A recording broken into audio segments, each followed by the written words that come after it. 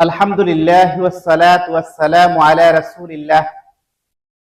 আজ আলোচনা করব প্রিয় নবী সাল্লাল্লাহু আলাইহি ওয়াসাল্লামের জীবন আদর্শের 14তম পর্ব, আর তা হলো আকবার বায়াত ও মদিনায় ইসলামের নতুন সূচনা।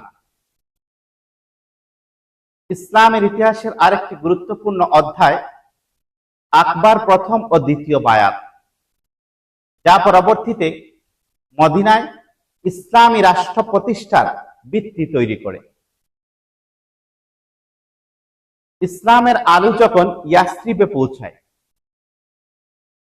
হজের মৌসুমে প্রিয় নবী সাল্লাল্লাহু আলাইহি সাল্লাম বিভিন্ন গোত্রের কাছে ইসলামের দাওয়াত পেশ করতেন। এক বছর ইয়াসরিব বর্তমান মদিনা থেকে আগত খাজরাজ গোত্রের 6 জন ব্যক্তি তার দাওয়াত গ্রহণ করেন। তারা দেশে ফিরে ইসলাম প্রচার করতে থাকেন।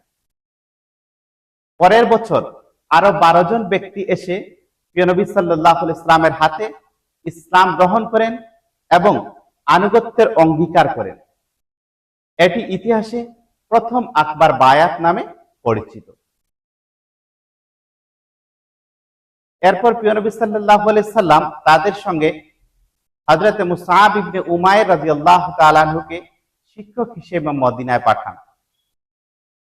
তার দাওয়াতে মদিনায় বহু মানুষ ইসলাম গ্রহণ করেন।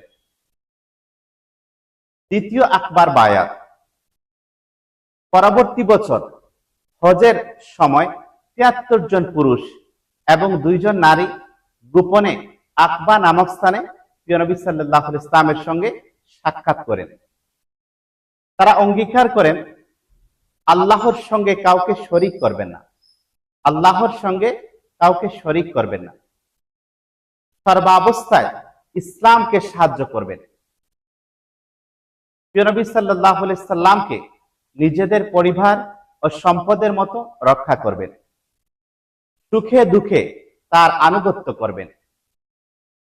এটি ছিল দ্বিতীয় আকবার বায়াত, যা ইসলামের ইতিহাসে এক যুগান্তকারী ঘটনা।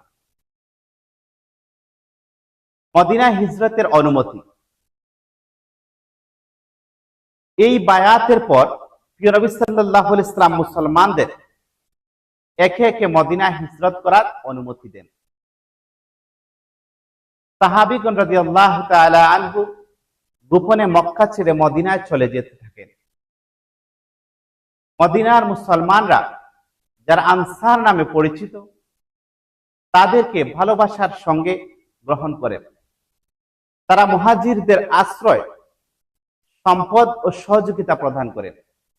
এইভাবে মুসলিম ভ্রাতৃত্বের এক অনন্য দৃষ্টান্ত স্থাপিত হয়। এই মর্মে কোরআনে আল্লাহ রাব্বুল আলামিন ইরশাদ করেছেন, আল্লাহ তাআলা আনসারদের প্রশংসা করে বলেন, আল্লাহ পবিত্র কোরআনে ইরশাদ করেন, ওয়াল্লাযীনা তাবাওয়াউদ দারাল ঈমানা মিন ক্বাবলিহিম ইউহিব্বুনা মান হাজারা ইলাইহিম ওয়ালা ইয়াজিদুনা ফি সুদুরিহিম হাজাতাম মিম্মা উতু ইউসিরুনা আলা আনফুসিহিম ওয়ালাউ কানা বিহিম খাসসা। আলোচ্য আয়াতের অর্থ হলো, আল্লাহ তাআলা বলেন, যারা তাদের পূর্বেই মদিনায় বসবাস করছে এবং ঈমান গ্রহণ করেছে, যারা তাদের পূর্বেই মদিনায় বসবাস করেছে এবং ঈমান গ্রহণ করেছে, তারা হিজরতকারীদের ভালোবাসে।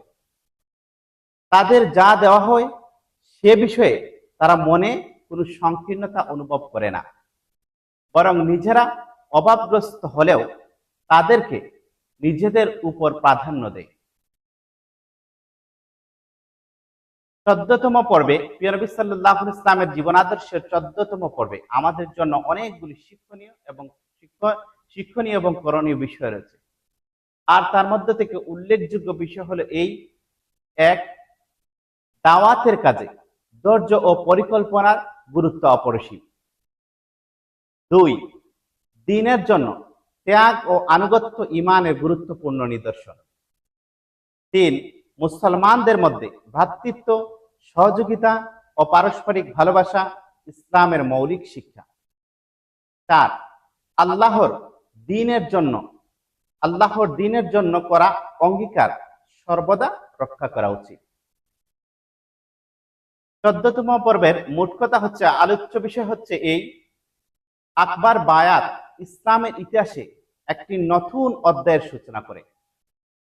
এই অঙ্গীকারের ফলে মদিনা ইসলামের প্রথম কেন্দ্র এবং পরবর্তীতে প্রথম ইসলামী রাষ্ট্রে পরিণত হয়। আল্লাহ তাআলা আমাদের সবাইকে দ্বীনের জন্য ত্যাগ স্বীকার করার, মুসলিম ভ্রাতৃত্ব বজায় রাখার এবং প্রিয় নবী সাল্লাল্লাহু আলাইহি ওয়াসাল্লামের আদর্শ অনুসরণ করার তৌফিক দান করুন। আমিন সুম্মা আমিন।